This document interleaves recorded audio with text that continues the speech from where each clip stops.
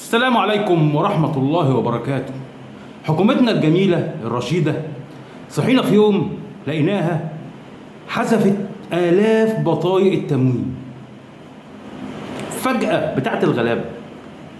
ولما سمعت وكيل وزارة التموين بيتكلم بيقول لك إن دي نتيجة عن دراسة قوية جدا من اللجنة المشكلة اللي حذفت وقالت إن الناس دي ما تستاهلش الدعم. وانا عايز اقول لحضرتك يا سياده وكيل الوزاره، حضرتك كذاب وش كده، كذاب. ليه بقول كذاب؟ طبعا انا ما دخلتش في شغل اللجنه وما اعرفش هي عملت ايه، بس انا هحكي لكم على قصه صغيره كده هتقول لكم ان هو كذاب. في بطاقه فيها فردين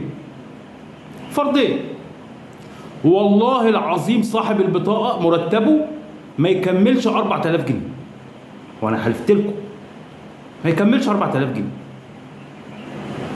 اتحذف.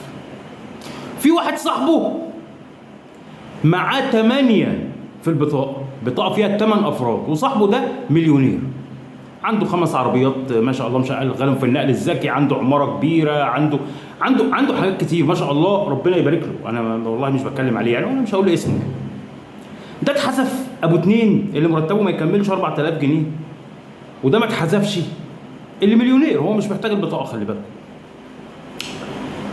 طيب الحكومه عايزه مننا ايه؟ اشرف لك واكرم لك كنت طلعتي قلتي انا من الشهر الجاي مفيش حد هياخد تموين من البطاقه كلها هتقف. اكرم واشرف خلاص، يبقى كله تساوي.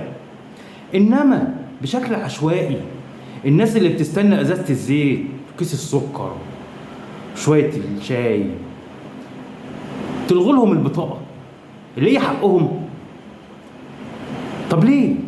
طب انتوا عايزين مننا ايه؟ بجد عايزين مننا ايه؟ انا كنت عملت حلقه زمان قلت احفروا لنا حفره كبيره ونروح نرمي نفسنا فيها ونموت كفايه. انما انتوا عايزين مننا ايه؟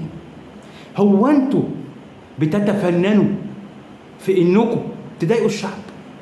تشوفوا الحاجه اللي هي مش بتفرحوا، دي حاجه يعني مش نوايا بتسند الزير كمان، دي مش نوايا اصلا، بس هي حاجه تفرج من ضمن 50,000 حاجه، وجايين تضايقوهم فيها وتلغوها.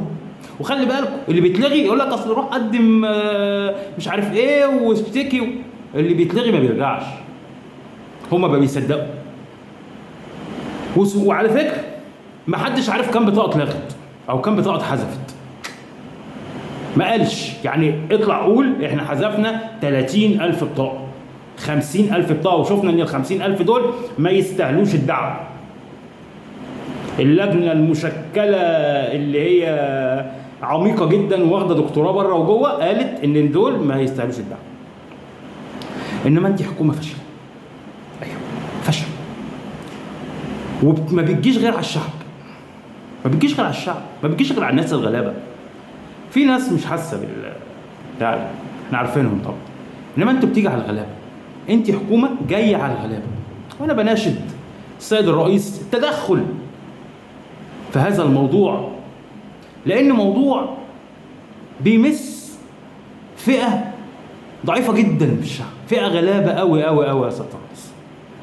فالحكومه جايه على المواطن، الحكومه بتكتم نفس المواطن في الحاجه اللي هي مش بتفرحه والله، انما الحاجه اللي هي هنقول بتساعده.